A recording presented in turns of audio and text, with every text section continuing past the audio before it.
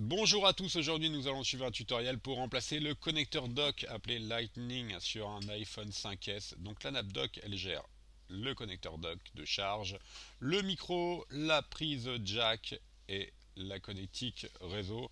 Donc voilà, ça se situe en bas de votre iPhone 5S. Voilà, la jack, la prise de charge. C'est pas une réparation qui est très compliquée, elle est notée 3 sur 5 sur notre site internet, il faut compter environ une demi-heure. N'oubliez pas que vous bénéficiez de 10% de remise sur notre site internet avec le code YouTube.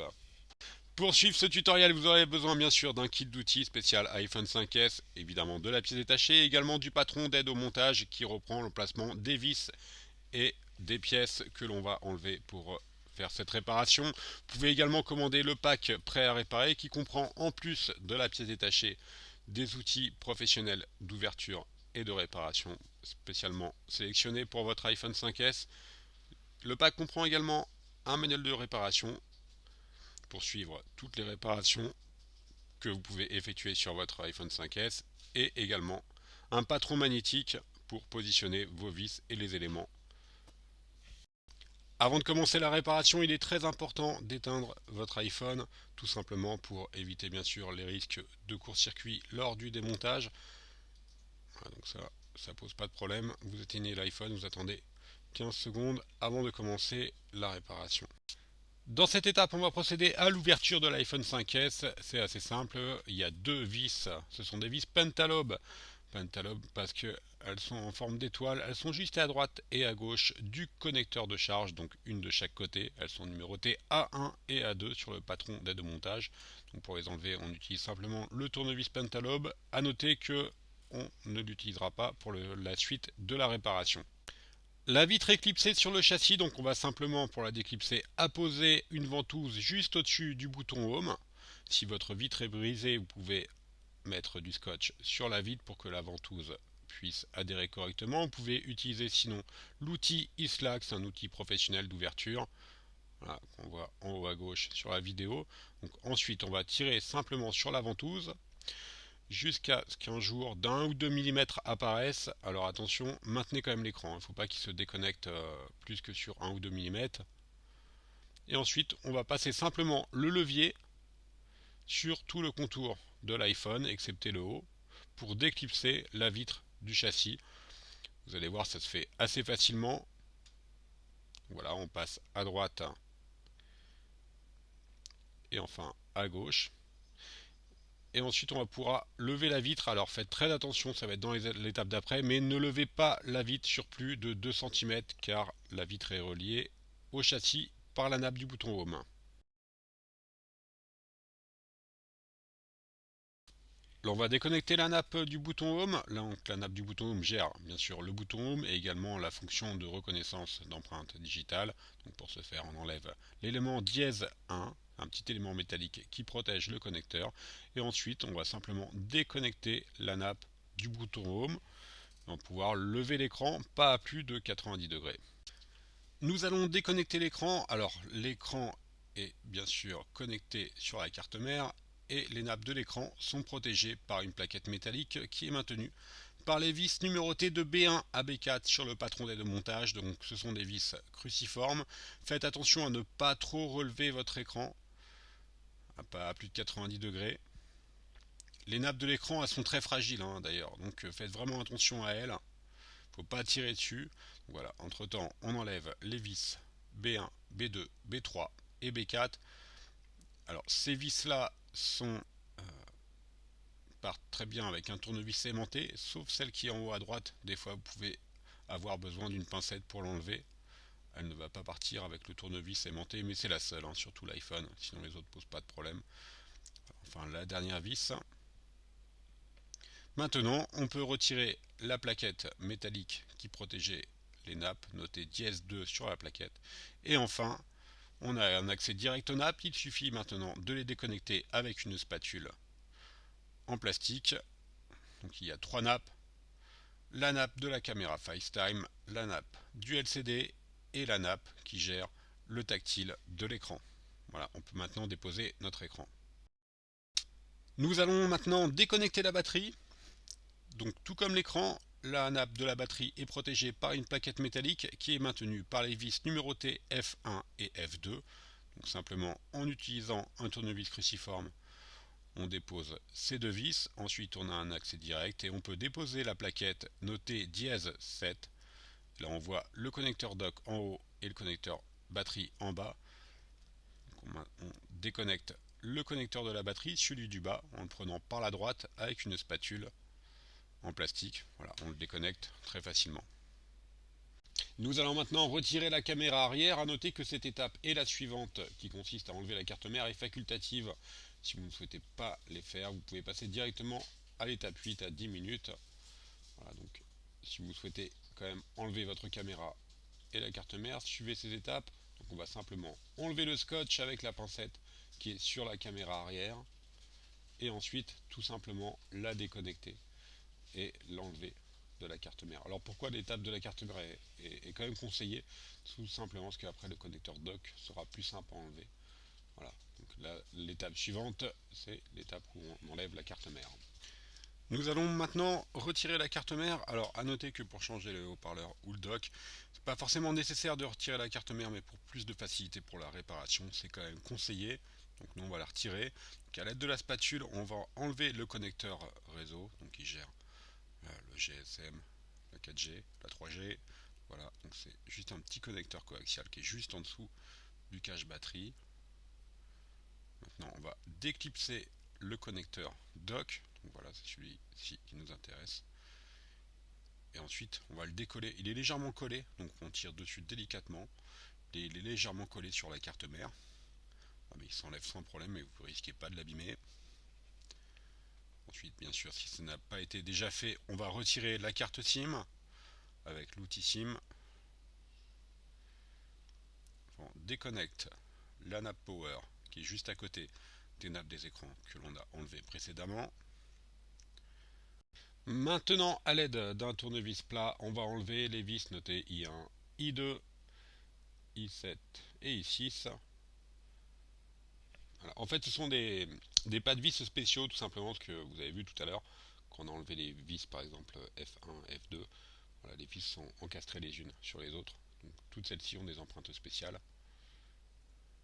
Donc, il est préférable de les enlever avec un tournevis plat plutôt qu'avec un tournevis cruciforme, c'est nettement plus facile. Voilà. Enfin, la I7.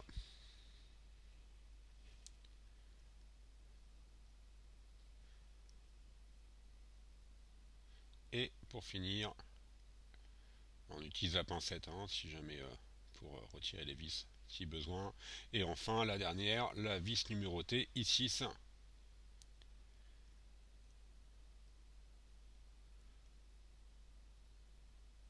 Voilà, alors là, si il vous reste des autocollants noirs au niveau de la caméra arrière, on va les enlever. Si ça gêne, voilà, juste à gauche de la caméra. Enfin, avec le cruciforme, on va enlever les trois vis restantes, donc I3, I4 et I5.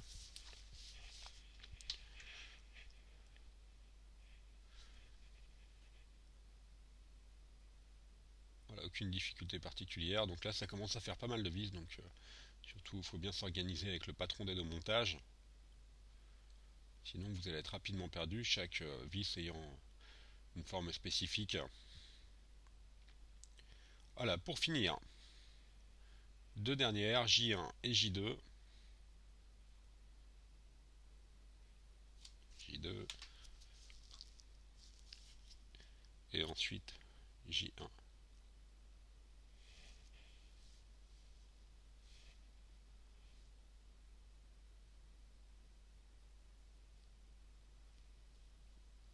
Voilà, maintenant on n'a plus qu'à retirer la petite pièce qui était juste à gauche de la caméra arrière. Voilà. Et on la repositionne sur la plaquette. Maintenant on va soulever la carte mère. Alors on va la faire pivoter, vous allez voir, donc à l'aide de la pincette. Et ensuite on la fait pivoter de la droite vers la gauche, comme un livre en fait.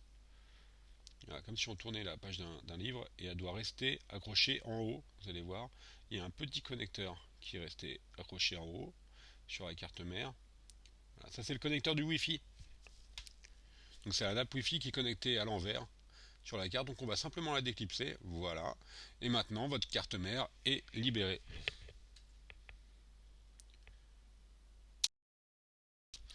Nous sommes prêts maintenant à retirer le connecteur dock. Donc on va commencer tout simplement par retirer les vis, toutes les vis marron en fait. Donc c'est les vis notées K1, K2, K3, K4, K5, K6 et K7. Voilà, donc rien de compliqué, ce sont des vis cruciformes. On va décoller également la nappe home, voilà, qui est légèrement collée. On la déconnecte avec une pincette et on enlève ensuite le petit support de la nappe home. On continue d'enlever toutes les vis K7, K6, K4 et K1. Donc là vraiment rien de particulier, bon, mis à part que comme d'habitude chaque vis a son emplacement spécifique, donc ne les mélangez pas.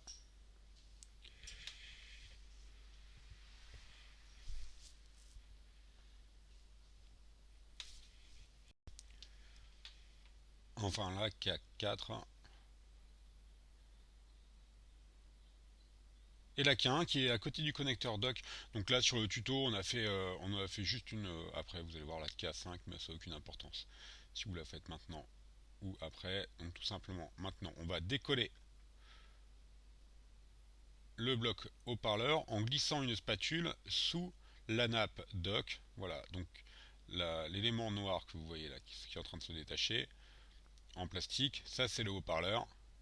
Voilà, c'est ce qui fait de la musique, etc. Donc maintenant il ne reste plus que la nappe dock. Donc on tire délicatement dessus. Voilà, dans le tuto là il nous reste une vis K5. Si vous l'avez enlevé avant de retirer le bloc haut-parleur, bien sûr ça n'a aucune incidence. Voilà, maintenant vous l'avez compris, il ne nous reste plus qu'à décoller complètement la nappe dock. On tire délicatement dessus. Vous allez voir, il y a le connecteur Lightning qui est un petit peu enfoncé dans le châssis et également la prise de jack et le support micro qui est juste à droite de la prise de jack. Donc là, il faut les désencastrer du châssis en les soulevant un petit peu vers la batterie. Voilà, il y a 1 ou 2 mm de prise. Et juste à droite, vous voyez, c'est le micro qui s'est enlevé de lui-même. Voilà, maintenant on tire sur la prise de jack pour l'enlever complètement. Alors, cette opération-là, on peut la faire avec la carte mère, mais c'est un petit peu plus posé, mais c'est un petit peu plus compliqué. Donc, là, pour des questions de facilité de tutoriel, on l'a fait en enlevant la carte mère. Donc, juste en dessous, vous allez voir, vous avez un petit élément qui sert d'antenne. Donc là, vous pouvez le laisser poser. S'il part avec le dock, c'est pas grave, vous le refixez au même endroit. Voilà, on a enlevé le connecteur dock. Donc maintenant, on va passer à la partie remontage de votre nouveau connecteur dock. Donc le remontage du nouveau connecteur dock. Donc maintenant vous avez deux connecteurs dock, le nouveau et l'ancien. Alors il y a quelques petites choses à récupérer sur votre ancien dock, notamment le cache du micro qui est juste à droite de la prise de jack. Voilà, on va l'enlever, on va le déclipser pardon, et le repositionner sur notre nouvelle nappe dock. Alors faites bien attention, il faut bien la repositionner exactement au bon emplacement, tout simplement parce que c'est le micro, donc si les trous ne coïncident pas, les trous du caoutchouc et le trou du micro ne coïncident pas, vous allez avoir des problèmes après en communication. Vos interlocuteurs ne vont pas très bien vous entendre. Donc voilà, on replace le cache caoutchouc directement sur la prise de jack. Alors on va mettre un petit avertissement pour vous rappeler qu'il faut bien vérifier que l'élément caoutchouc est bien positionné comme à l'origine. C'est pas très compliqué, hein. De toute façon, maintenant on enlève tous les adhésifs et votre prise jack, dock, etc. est prêt à être monté. Donc si on enlevait le contacteur, on le remet comme à l'origine. On repositionne bien, voilà, comme à l'origine. Ensuite, on va prendre notre nappe dock, le connecteur dock, et on va l'encastrer dans le châssis. Donc vérifiez bien que la prise de jack est bien encastrée, vérifiez bien que le micro également est bien encastré également dans le châssis, que les connecteurs soient tous au bon niveau, le connecteur dock également, la petite antenne qui s'était enlevée aussi. Voilà, une fois que tout est ok, vous pouvez commencer le revissage.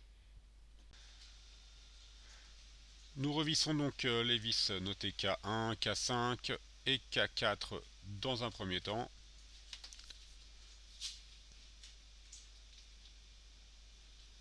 Donc là, aucune difficulté particulière. Vérifiez bien, hein, encore une fois, que votre connecteur dock est correctement clipsé. On refera un test avant le montage final. On a indiqué ça dans la prochaine étape. Voilà, on va repositionner ensuite le support du bouton de la nappe du bouton Home qui va être fixé avec les vis notées K2 et K3.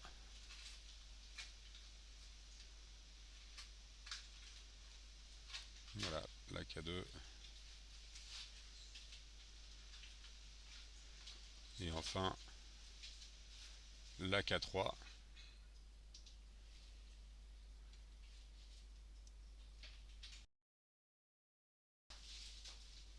On va remettre maintenant le haut-parleur externe donc qui sert pour la musique. On va le reclipser.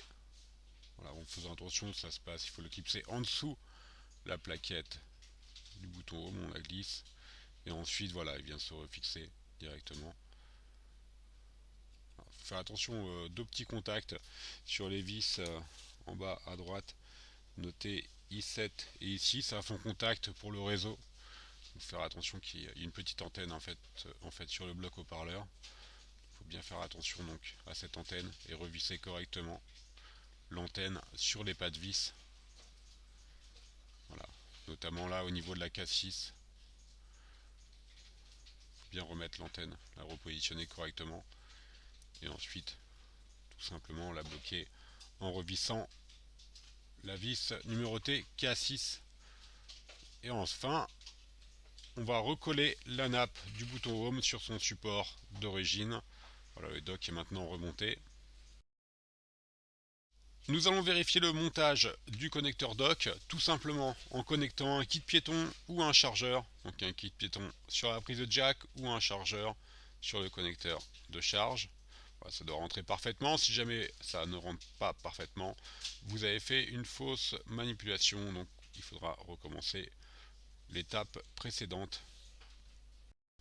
On passe maintenant à la partie remontage de la carte mère. Alors juste une petite précision, nous sur la vidéo vous allez voir on avait enlevé la batterie. C'est juste pour plus de facilité au niveau de la prise de vue. Donc on commence juste par reclipser le connecteur coaxial au dos de la carte mère. Voilà, ensuite il faut bien vérifier que vous allez repositionner votre carte mère, que la nappe dock et power passe bien au-dessus de la carte. Donc là par exemple la nappe power était en dessous, donc on la passe juste au-dessus. Voilà, maintenant on va vérifier également qu'il y a un petit élément I5 soit bien au-dessus de la carte mère. Ensuite, on va revisser les vis I7, I6, I2, I1 à l'aide du tournevis plat. On va ensuite accélérer un petit peu la vidéo parce que là il n'y a vraiment aucune difficulté particulière. Donc I6, I7, I2, I1. Là, ce sont les vis avec des empreintes spécifiques. Voilà, on accélère, là I2, là I1. Et enfin la I7. Alors voilà, nous hein, encore une fois hein, sur la vidéo, on n'avait pas la batterie, c'est logique, c'est pour plus de commodité de prise de vue. Ensuite la I3 et enfin la I4.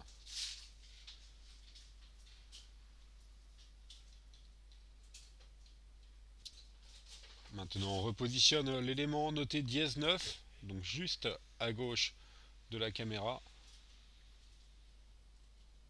voilà, qui sera maintenu ensuite par les vis J1 et J2. On va déjà repositionner la dernière vis de la carte mère, la I5,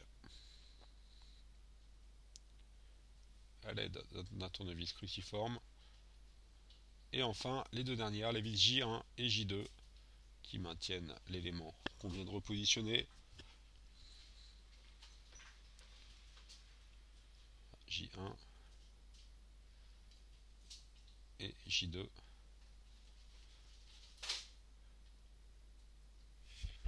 C'est terminé. Il ne nous reste plus maintenant qu'à reconnecter la caméra arrière si vous l'avez enlevé tout à l'heure. On reclipse la caméra.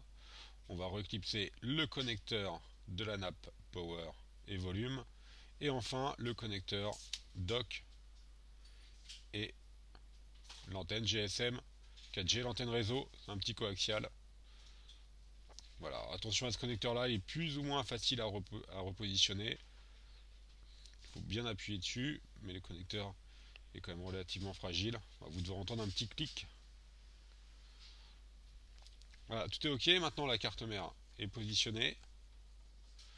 Vous pouvez remettre, si vous souhaitez, votre rack de carte SIM pour voir s'il n'y a pas eu de problème lors du montage. Passer à l'étape suivante. Nous devons donc remonter l'iPhone en commençant par refixer le cache du connecteur batterie, noté dièse 7 sur la plaquette d'aide au montage. Ensuite, on va refixer les deux vis notées F1 et F2. Voilà, hein, donc là il n'y a vraiment rien de particulier. On va faire toutes les étapes qu'on a fait tout à l'heure, mais juste à l'envers. Donc la batterie est refixée. Il nous reste juste à remonter le bloc écran.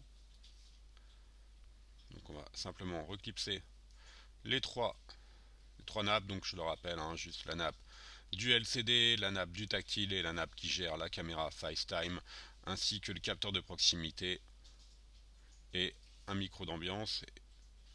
Et également sur la vitre, vous avez également l'écouteur de l'oreille, également appelé haut-parleur buzzer.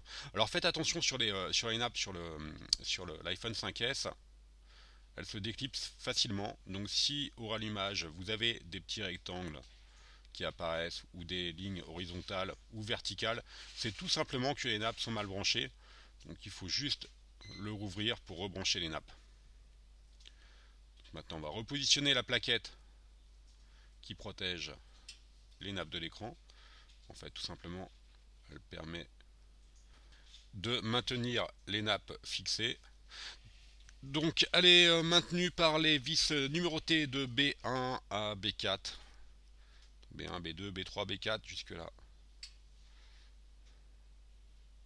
Rien de compliqué. Alors comme vous avez pu remarquer au démontage, certaines vis ne sont pas magnétiques, donc il faudra utiliser la pincette, notamment celle qui est en haut à droite, la B3. Voilà, c'est la dernière.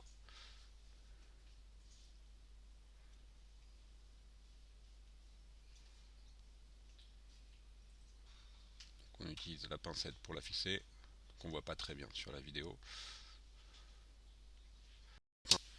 Il faut ensuite reclipser le connecteur du bouton Home. Donc, tout simplement, on repositionne à son emplacement et on va appuyer pour le reclipser. On remet bien sûr l'élément dièse 1 qui se clipse tout simplement au-dessus du connecteur. Maintenant, on va finir de clipser par le haut l'écran. Alors, on commence par le haut et ensuite on le clipse sur le côté gauche et droit. Et en bas, on vérifie qu'il n'y a rien qui dépasse. L'écran doit être vraiment comme à l'origine. Maintenant, on peut le rallumer pour le tester. Et enfin, on va reprendre notre tournevis Pentalobe pour repositionner les vis numérotées A1 et A2. Ce sont les vis Pentalobe qui sont juste à droite et à gauche du connecteur de charge.